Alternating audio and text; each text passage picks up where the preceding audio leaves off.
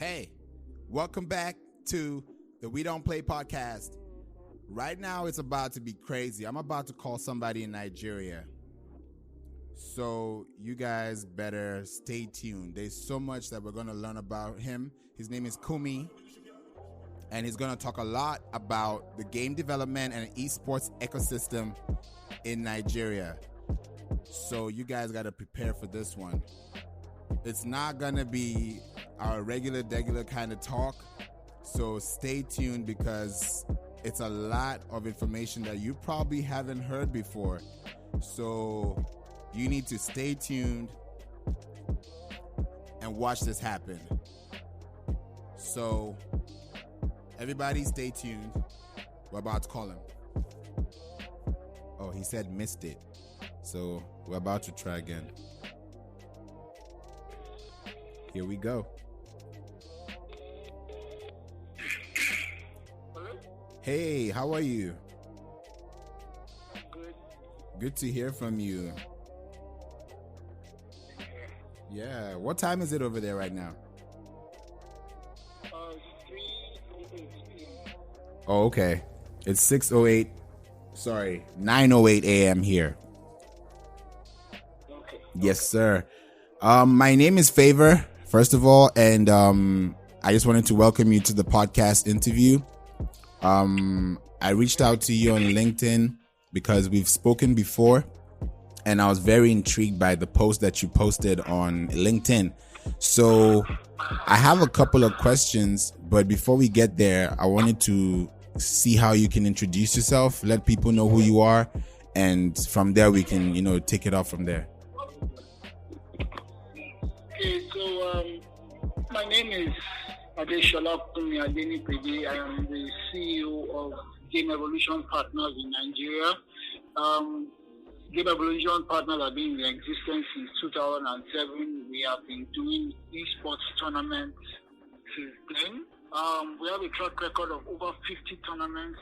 You can see we've done the biggest tournaments right here in Nigeria. We've been technical partners with esports events like Tech Plus, West African Gaming Expo, Comic Con, and Unicorn. And then we have our own brand called the Nigeria Game Evolution. That's me. Wow. What led you to building this or founding this in 2007? It didn't come to me in 2007. I remember when I was like 10 years old, I watched a movie called The Wizard. The Wizard was a movie by Fred Savage. That was when they released Super Mario Bros. 3. After watching that movie, there was an esports tournament there. They were playing the last game they played was Super Mario Bros. 3, so I was very, very excited.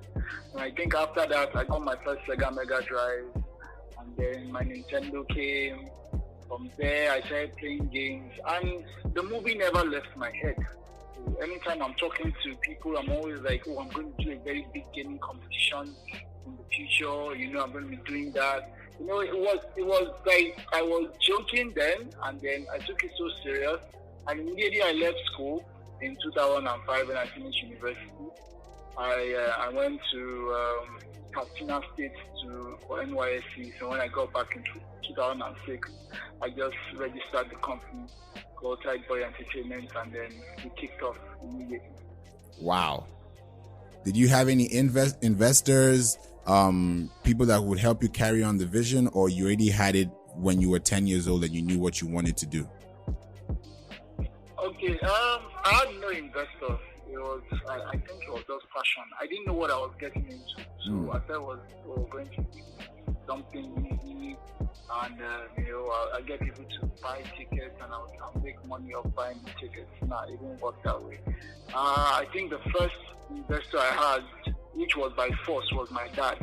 My brother-in-law forced my dad to give me 100,000 naira in 2007. Okay. So we tried to use that to do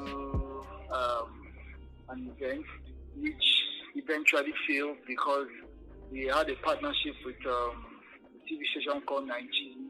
Then 9G was the hottest TV station then.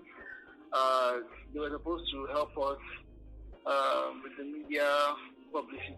And then 3 days before the event, they just woke up and said they were not interested. Wow. And everything was collapsed. So the first event didn't work. 2008, we tried another one, it didn't work. So I paused for a while. Then something happened. I went for a seminar, a business seminar in my church, and then from there I spoke to the guy that came to community stuff. And then he gave me some points to follow, and then I followed those points, and then I got back on track, and I met with a couple of people. And when we were, I met with a company called Spordust. Spordust was an animation company. Then they were way ahead of their times too. They were building animations in Nigeria, so they also were interested in gaming. So I spoke with them, and I was like, you guys were in the same industry, people that like animation like gaming, and they were like, yes, it's true, so let's do something together. So we had our first event in 2012. But before we had the event, I told them, I said, see, we're basically not going to make any money, at least the first 3 years of us doing this. So it's going to be us pumping in whatever resources we have, money, friends that are going to give us consoles, people that are going to give us venue. We just have to start looking for favors here and there. So when we're able to do that, one day we'll be able to get sponsors. So that was in 2012. That's what I told them, and then we all came together. So we had our first event. That same day, LG was having a gaming tournament, and at the end of the day, LG had 25 people come to their tournament, and then we had like 350 people come to ours. So we were very excited. But, oh yeah, this is like the calling. That's how it's going to start. So we did that constantly around Lagos and I think we did one in Abuja for the next 3 years. And then in 2015, we hit our first jackpot, which was exactly 3 years, as I said. We hit our first opportunity with a company called Connect Marketing. They had an event called Tech Plus. Tech Plus is a tech event that has a gaming section. So they hired us to be their gaming technical partner. That was our first time somebody called us for a major event, and then they paid us 1 million naira for it, and we were very excited. And since then, doors just started opening. Different people started calling us for events. We partnered with Lagos Comic Con in 2015 also. From there, we also met the guys at West African Gaming Expo, which from West African Gaming Expo, we got our connect in Cote d'Ivoire that has a tournament. We normally go there every year. So it's just been wonderful since that break in 2015. A lot of doors just started opening. Wow. That's it. Wow. You know, the 3 years that you mentioned is powerful because you manifested it before it happened. And whoever was on your team had the same vision, because if they couldn't carry the vision, then you can't hold it for that long. Yeah, I have someone with me then who's on my audio. He's when I spoke to him, he was the guy that they assigned to me from Spordust. And when 2015 came and it happened, he came and said, "How did you know that it would take 3 years?" I said, "I don't." That was what came to my mind, and I was like, "We have to work hard for at least 3 years." And that time, people were hammering it in my head that if you open a company in Nigeria and you're able to sustain it for the first 2 years, and that the third year, if you don't have investors, then your company is going to die. So I gave it that lifespan too and said, okay, I'm sure 3 years from now with hard work and labor, we'll get somewhere. And it paid off. Wow, that's impressive. That's basically how it works. So what's a day in the life now? Like, how do Nigerians consume this gaming system compared to like LG and other companies that probably are competing with you now? Well, we're just trying to sell the culture in Nigeria. It's not yet very, very pronounced what gaming is. People are still trying to find out what exactly we're doing. we have a couple of companies that are trying to move directly into game development and esports this year, because last year we partnered with Epic Games last year. Okay. They came to Nigeria for a 2-day workshop to teach people how to use software called Unreal Engine. So I think that pushed out a lot of awareness that, okay, Nigeria is also doing something in gaming, locally and internationally. So we started getting calls from different companies saying, okay, what are you guys actually doing? What's the ROI? How do we make money from this? And so that was the opportunity we were waiting for, because in Nigeria, if you go and meet these companies, they won't listen to you. But when they see something out there and they call you, then they'll be able to listen to you. So we had a couple of calls, and we started pitching to them how they are going to make money and how we are going to empower the youth in Nigeria that are skilled with gaming and animation and drawing and voiceovers, how we're going to build the industry that are going to let all these people fall under one umbrella and start creating a career path for them. Then they start listening to us. So we're very sure this year it's going to be very big in Nigeria. But aside that, it's been difficult trying to push the gaming culture into Nigeria, because there is no company you go to and pitch to them. They think gaming is for children, and they can't evolve more than a plaything for them. So it pains me, because Google is there. You can just Google this thing and then you find out what people are doing with gaming in other countries, how it even helps some economies to grow. Yeah. I know in Asian countries, their governments are investing in them. They are building stadiums for esports. They are creating curriculum in school to teach people how to develop games and also be professional esports players. Wow. All these things are what we're trying to push to the Nigerian society, so that they can also see the benefits of gaming, and it's not just for kids to play at home. So it's not easy, but it's getting there. Yeah, and another thing is because the Nigerians are not used to that, and it's not common, so the culture is not even defined as of now. But because of the exposure of media and technology, I believe they should be more open to the idea, because there is so much that people haven't tapped into. Like you said, the gaming industry is still new as far as development, because people are still growing, but I think if Nigerians can open their minds more and see the importance of gaming as important as oil is, then they will understand that the culture sets the tone for the marketplace. And that also creates engagement and also builds youth programs, because in Nigeria, it's usually cultural events, festivals that are reigning, food festivals and stuff like that. But I've never heard of a game festival, so I believe what you're doing is great, and I love the idea. But at the same time, within the next 5 years now, let's say 2025, where do you see Nigeria and where do you see your company in place of the market? Because definitely when people see what you're doing, some other people are going to try what you're doing, that's for sure. Or maybe copy your business model or replicate it into their own way. So how do you protect yourself legally and creatively so that you can be able to have a good benchmark? Okay, well, I this particular discussion, I still had it with a friend of mine yesterday. He was also concerned on me protecting what I've been doing for the past 12 years. And I'm like, this is it. I'm not the only one that has to do it in Nigeria. In fact, I can never be the only one. I might be the first, but without other people coming on board, it cannot work for me. So I have other companies like the Dr. Seed of Blazing Records. He has this company called Citizens Gaming. He just started an esports league called the NGESL, Nigerian Esports League. I'm also supporting people like that.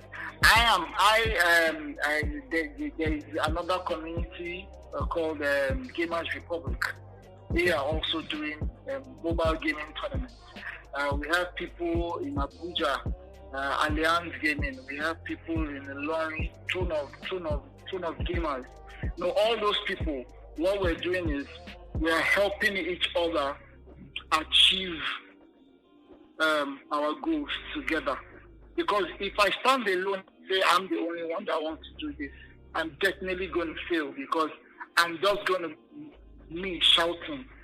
But if I work with other people in the industry, help them grow, we'll be able to spread more. And the truth is, it is unlimited. Fine, I might be the one that started it, and people might get to know me first. Which is what I'm trying to do. I'm trying to put my name in the history books. But at the end of the day, I still need to make sure that there are other people that are doing the same thing. Because if I'm the only one, then there's really no point in investing in what only one person is doing. Right. Do you understand that? So I am in emotions that I need to work with everybody that I can work with that vision that I have, not somebody that is looking for money. If you're looking for money, I definitely will not work with you. But if you're looking to empower the youth, if you're looking to grow the industry of gaming, if you're looking to embed the culture of gaming into the youths of the Nigerian and the African, I will maybe use whatever I have to support you. But if you're just looking for money, definitely I will not. Because I started with nothing before I got to where I am now. I have an arcade, I have a big office, I have people that work for me. That is hard work, not me looking for money. I've invested my life in this. So if I'm not seeing somebody that has the passion of trying to grow the industry, it's going to be hard for me. So when it comes to patenting my work, I really don't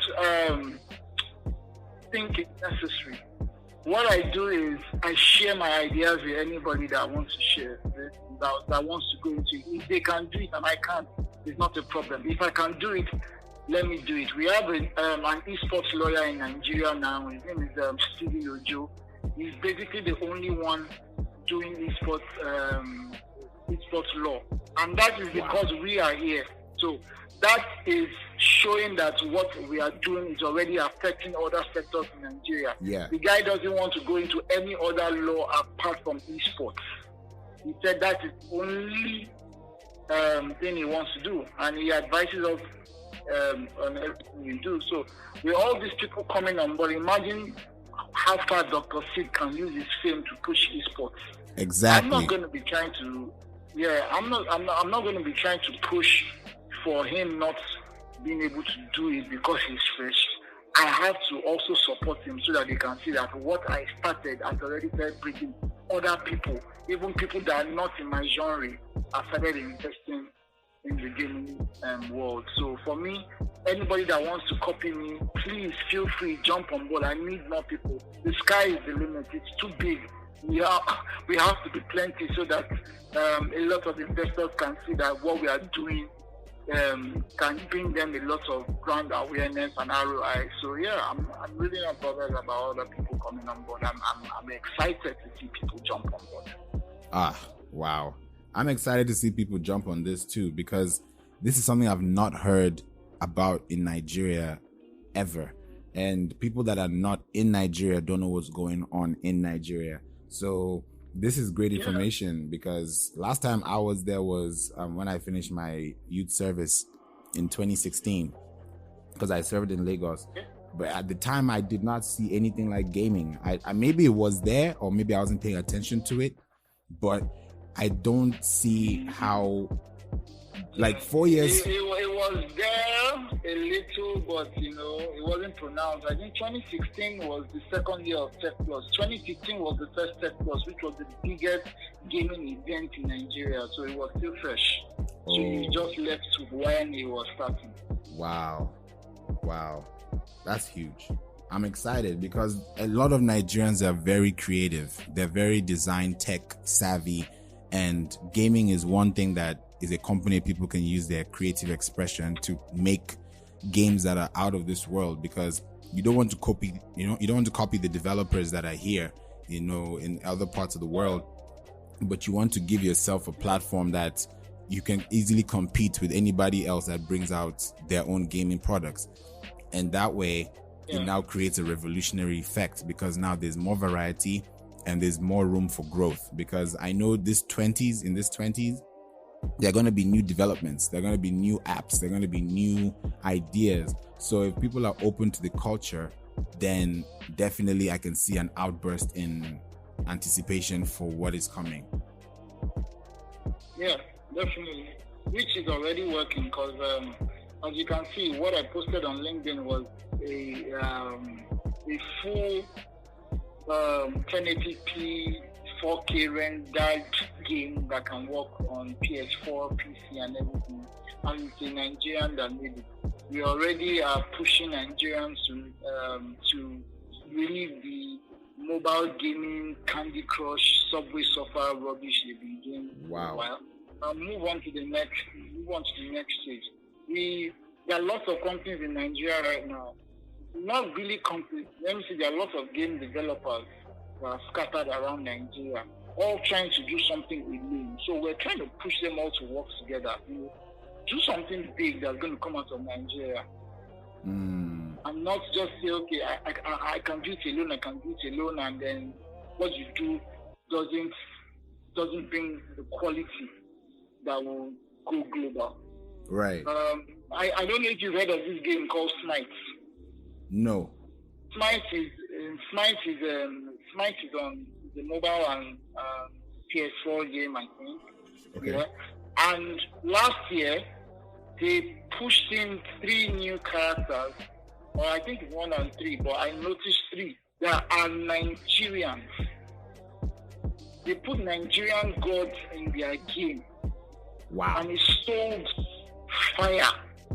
So, as in, they are already tapping into our culture while we are still sitting here trying to copy them. I remember Resident Evil 5. Resident Evil 5 was based on a story that had Nigerian culture in it. They were spending naira, they had voodoo and everything. Resident Evil 5 was one of the best-selling Resident Evil ever. That's true. I remember Call of Duty Black Ops 2, where they put Lagos in their game when they came to rescue one senator. That game sold mad because it had African content in it. Yeah. So these people already know that the next place to get the stories from is Africa. Storytelling is based in Africa now. They finish everywhere. They've gone to space. They finish every other country, the Western country, but African stories have not yet been told. So they are moving here already. So before they finish doing it for us, why don't we start telling our stories ourselves so that we know that we are the ones that are pushing out quality entertainment? So I think that's what we are trying to do now, and we're hoping that the investors see us on time and are able to, push in. We have people like Unreal Engine is looking forward to pushing, supporting developers in Africa. They have this grant called the Epic Grant. They opened $100 million to game developers all over the world, and they've included African countries. So we are very sure that yes, these people are ready to listen to us and they are ready to support us. But those are still companies outside the African continent. Why not the ones that are here? Why can't they see it? So we're trying as much as possible to shout it into their ears so that they can all know that yes, gaming is here to stay. Gaming is a culture that is going to produce the next big industry in Africa, and esports is going to spearhead that. So we're hoping they listen to us. Yeah, I hope so too, because it was just the other day I was playing FIFA 20 and I saw Lagos as a location in one of the Volta football stadiums. Yeah. And it sounds like a joke, but it's not a joke, because this game developers really took time to build that stage. So I can only imagine, like now PS5 is coming out this year. So with the quality, with the additions, how is that also transforming the culture of gaming in Nigeria as far as people are advancing in the other worlds too? Well, you should know your country. There's Yes. nothing that comes out anywhere in the world that doesn't get to Nigeria.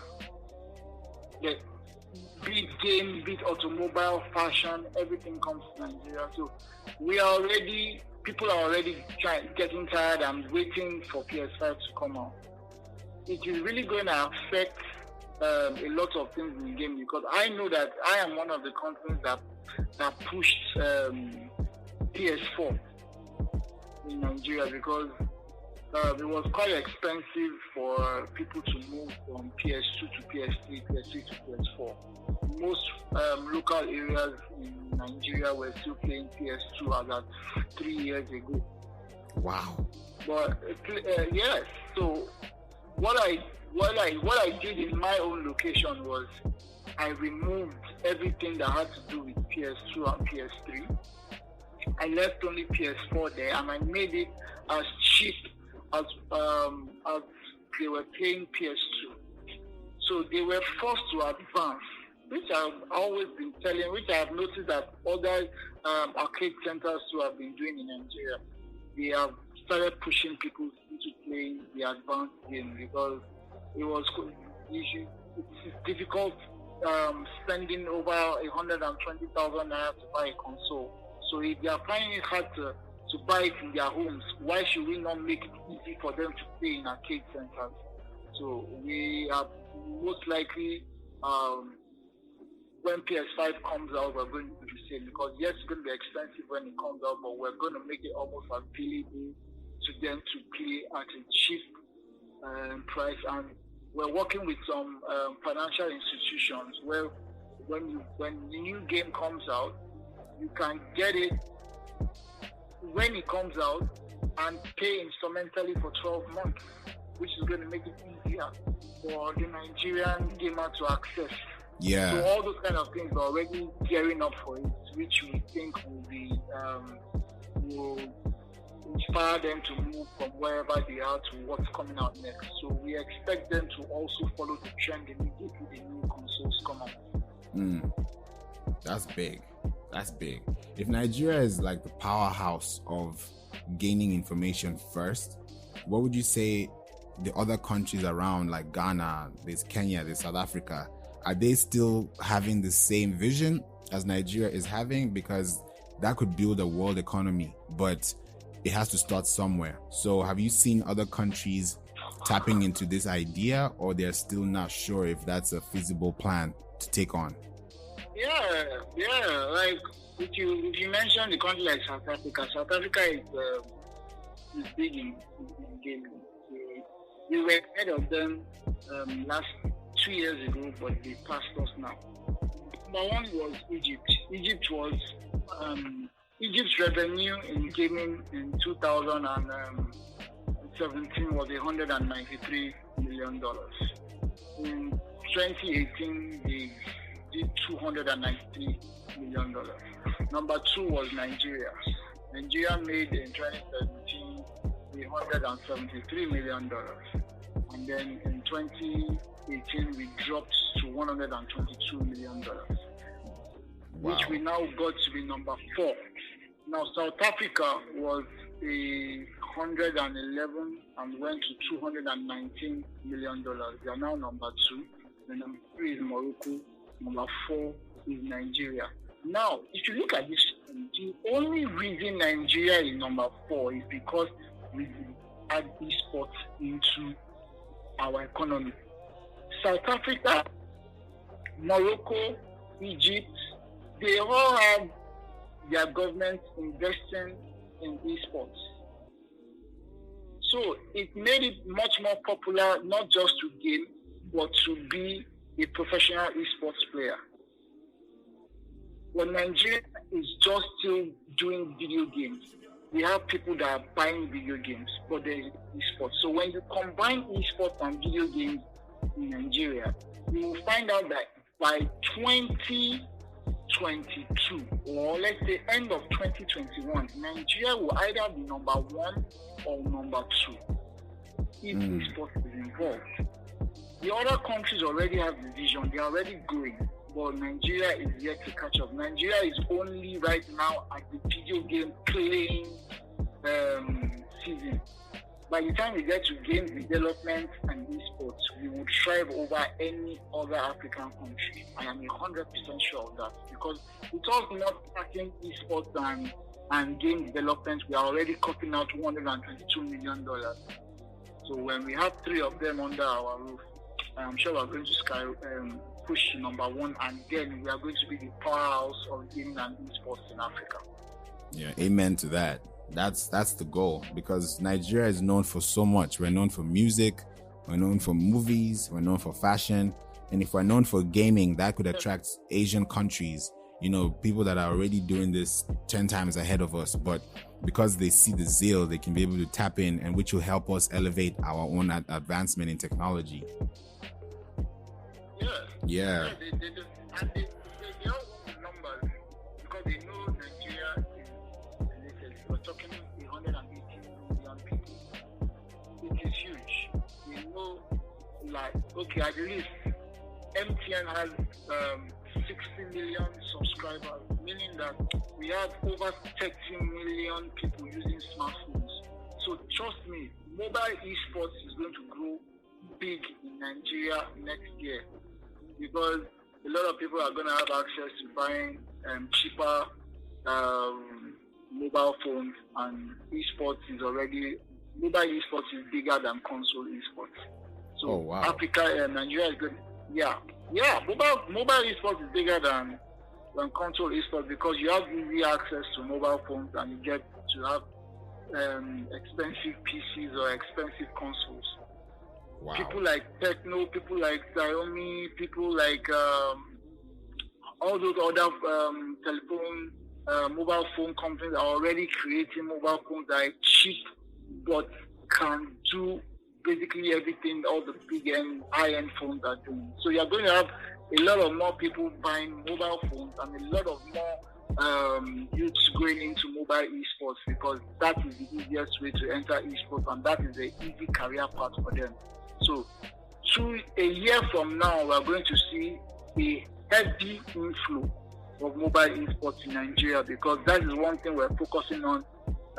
We have some telcos that are coming in to even provide data packages for gamers, which will start by next month. So yeah, it's going to be huge, definitely. Wow, this is amazing. And I also think that it will be big for Nigeria to capitalize on music, because if we can be able to integrate music with our games and then ship them out, export them, but the music that is playing is our own. For example, like FIFA, they just put Gold Link and Malik Berry on the soundtrack. On the FIFA soundtrack. And in NBA, they've been doing it for a long time. They always have their artists as soundtracks. So now Nigeria, how are we going to integrate that music for royalties, for business, for just exposure in general? Is that something that you've thought about as well? Yeah, it's something that we've thought about, and it's something we have actually just done a couple of months ago. Oh. And I'm sure you know Files. Yes. Okay, so this is supposed to be top secret. I hope you don't. I don't get in trouble for this. So a couple of months ago, we pitched to Files. They dropped an album with Lodge and Ajebota. Yeah. And we developed a fighting game for them, where their album was playing at the background while you're fighting, and basically from scratch using Unity access to the gaming tools. The game is now on Play Store, but they haven't really released it yet. I will send you a link to it after we finish talking. It is done. It's a proper fighting game featuring Foul, Dodge, and Ajebota 22. Wow. So we've already passed that stage trying to do that. So it's just for us to get proper investors to make the game bigger. Because what we did was a playable demo. You can play the full game, but it's still a demo, and it's on Play Store. So we already know that is important, and we were already putting it in place, and we're just waiting for investors. Like I told you, a couple of companies have reached out to us this year. We have pitched it to those companies, and they are like, yes, they're interested in it. We're just waiting for them to get back to us so that we can kick that off. Wow. This is amazing. I'm excited to hear all this because this is something that people don't know. People don't have any idea about what the gaming industry is doing now because it's so undermined, apart from the fact that people that are in it know about it, but the people that don't know about gaming, like you said, they think it's for kids. The same way they think TikTok is for kids, or the same way they thought Facebook was for kids. So it's a mentality that just needs to change.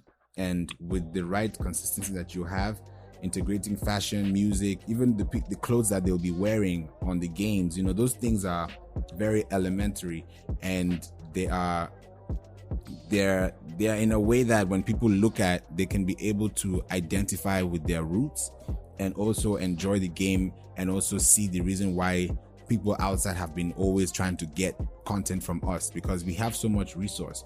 They've not used everything yet, but the much they've used, we can tell them that there's more we can do. So this is a great initiative. This is a great initiative. So that's basically it for now in Nigeria, and there's still more. More companies, more people are doing WhatsApp groups. Immediately after Call of Duty Mobile came out last year, I've seen over 20 WhatsApp groups filled to the brim. I think 250 people each in each group. Wow. Coming together to play Call of Duty and PUBG. So, like I said, esports is going to be big. Mobile esports is going to be number one, and I'm sure I'm prophesizing this again like I did 2 years from now. Nigeria is going to be the powerhouse of esports in Africa. Even South Africa is not going to be able to compete with us, even with all they have now. But South Africa is the powerhouse of esports in Africa now. They have everything. They have even Sony is there. Every other company is there opening up their stuff, and Nigeria doesn't have all that, and we are still coughing out the kind of money we're using in gaming. So when these companies start seeing Nigeria for what it is as an opportunity to make money, it will take over, which is very short. So you should watch out for Nigeria. Okay. Yeah, watch out for Nigeria. You heard it first here on the We Don't Play podcast channel. This is amazing. I'm excited to hear what people have in mind, what kind of new game developments that are going to take place in the next year. And with our final remarks, what do you want to tell the Nigerians or people in the world about what is coming? Okay, so what I'm going to say is for Nigerians, I'll say for the elderly ones, let your children learn about gaming, animation, coding. Let them use this technology, because that is the future of entertainment and also career path for them. For the corporate bodies, invest in esports and gaming, because globally esports is as big as Hollywood. And if we're having that in Nigeria, it is a very lucrative thing that is going to, number one, push money to your hands and also empower the youth. And for the international people, you need to get to Nigeria now. This is the right time to come to Nigeria and start investing in our esports and game development section, because it is an untapped source with endless possibilities. So that is what I need to tell everyone. Nigeria is here. It's open. It's a fertile land in everything. You need to get there right now. Awesome. Tell them where they can find you, how best they can reach you, if they have any questions or concerns or opportunities. Okay, you can, if you want to find out anything we're doing, you can go to our website, www.nigergameevo.com, which is NAIJAGAMEEVO.com. If you want to reach me by email, it's Kunmi@nigergameevo.com, which is KUNMI@nigergameevo.com. On Facebook, Twitter, and Instagram, we are NigerGameEvo.com, which is 9JA, number 9, JAGAMEEVO. That's us. So if you want to reach out, those are all the possible handles we can use together. So, wow. Yeah, for you. This is great news. I said it yesterday that this is going to be interesting, and I've really learned a lot too, because I've not understood I don't know the volume of how powerful this resource is outside. But now that I've heard about it, there's going to be a difference in how people will receive information. So I'm hoping that everyone that listens to this can be able to take in and tap into the resource, because there's so much information that you don't know, and there's so much you can know that can help you, because people are going to stocks, cryptocurrency. Gaming is going to be another game changer, so you have to look into those things. Yeah, definitely. Awesome. It's a big way of entering gaming. Even where esports betting is already taking place in Nigeria. We're already getting teams that people are betting on them to win and all. So it's a whole big industry that is going to explode very soon. So it's going to take a heavy toll on Nigerian economy, but it's going to help it. Wow. Okay. Thank you so much for coming on this show. I really appreciate your time. You're welcome. Nice work from your end too. Thank you for pushing us out to the world. No problem. We have to do this for each other, because this is a globe. This is something that's going to be written in the history of time. So like you said, leaving a legacy is the most important thing. And these are some of the things that people will be listening to in the years to come. So I'm excited. All right. Thank you so much. Enjoy the rest of your day. You're welcome. All right. Bye. So you heard it first from the amazing Kunmi. This is actually something that I've not even thought about. I've not thought about it. There's so much I was writing down as he was talking, and I have an idea. I have crazy ideas that I'm about to do something. I'm about to do something with this idea, because I'm not going to say it on here because I still got to develop it. But I know from the bottom of my heart that gaming has been something that I've seen evolve over time. And now that everybody's experiencing it, it's going to be great. So I don't want to talk too much after this. You've heard everything. And I'm excited. I don't know how excited you are, but I'm mad excited, because I know that this is going to take a place in society that's going to create the space we need to build ourselves as an economy. So go ahead, download the game, follow him, follow us. Just keep listening and stay tuned, because so much is coming your way. And this We Don't Play podcast channel is just evolving. This is just the beginning. So stay tuned, keep it locked, and I'll see you on the next episode. Take care.